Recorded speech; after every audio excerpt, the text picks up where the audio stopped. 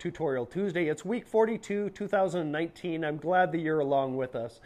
Hey, we have a ton of questions on tap, and I'm not talking a couple, I'm talking a ton. So I got to get through a couple of announcements, and then we'll get into each and every one of your questions.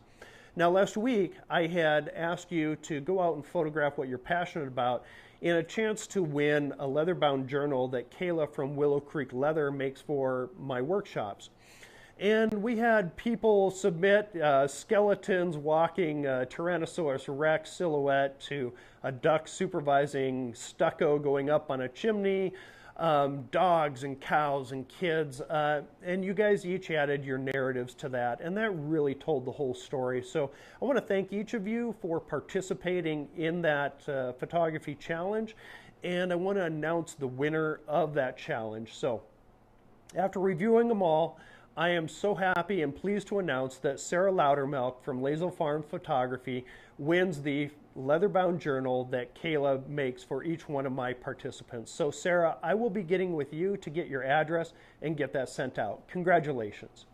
Announcement number 2, if you guys haven't already checked out my review of the new Cotton Carrier Sling Belt system, go ahead and swipe over, take a look at that on my YouTube channel.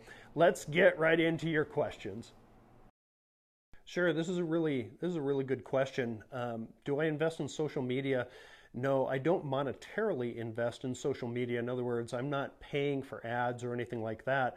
What I am doing is investing my time into social media. In terms of time, I am investing into social media. In other words, I do post daily. I use the same hashtags over and over. And this question was actually kind of asked in the body of my post today as well. So in terms of monetarily investing into ads or something like that on social media, no, I don't do that, but I do invest my time, which could also translate out to money as well. So thank you for the question. I hope that helps you.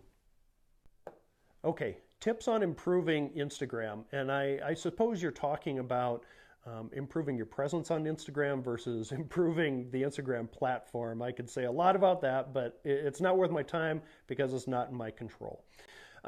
Tips for improving your social presence on Instagram. Number 1, be consistent. And what I mean by that is post consistently. Try and post around the same times every day.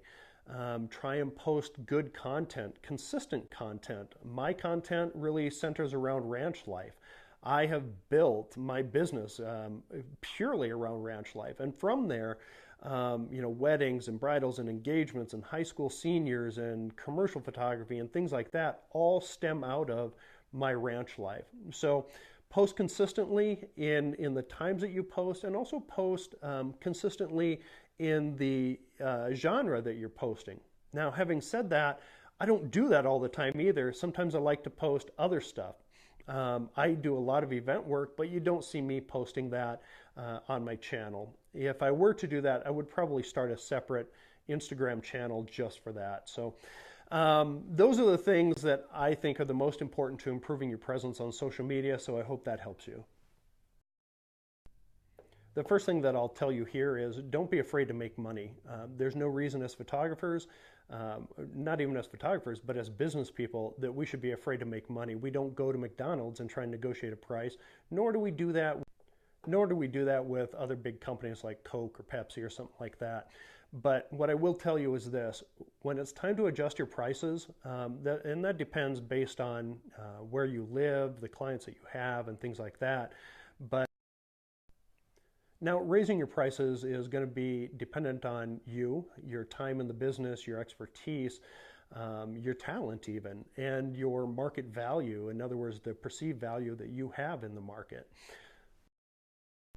Now, specifically how I deal with clients when I raise my prices is there are clients that stay at a certain rate, and then from this point on, new clients will be charged the new and upgraded rate. Really good question here. I have different pricing models depending on the different projects that I'm going to work on, whether it be commercial, family, high school seniors, weddings, engagements, and bridals. Yeah, I charge differently for each one of them. Hey, thank you for tuning in, and thank you for your compliment. I really do appreciate that. I primarily use 2 methods. One is Dropbox, and the second is my website. Depending on the project, like a ranch rodeo or family would go to Dropbox, a ranch rodeo would go to my website.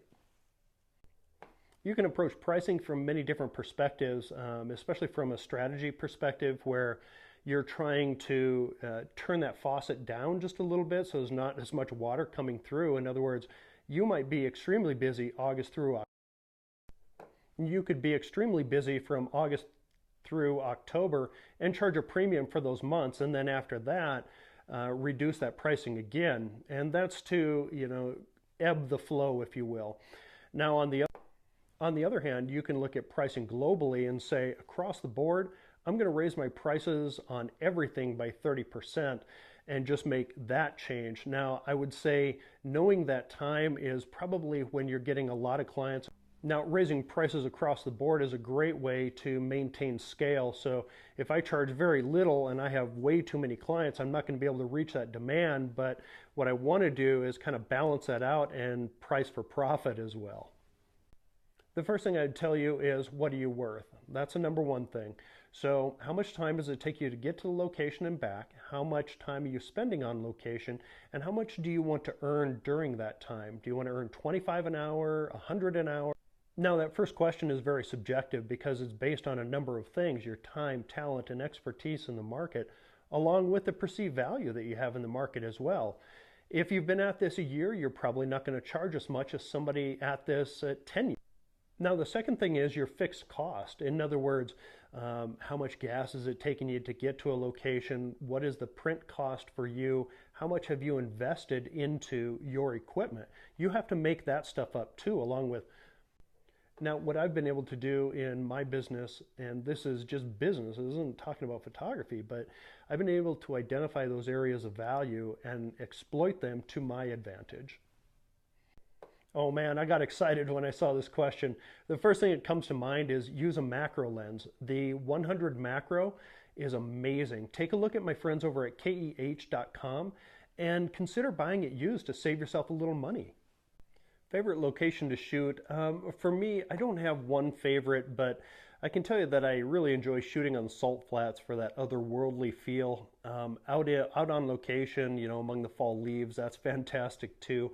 And then finally, I would say shooting in studio, because you have 100% control over everything that goes on as far as the lights, control of your depth of field, and everything that surrounds that. So that would be my third. Thanks for asking. I'm just going to go ahead and take this as hi friend, so hi back. Thanks for commenting.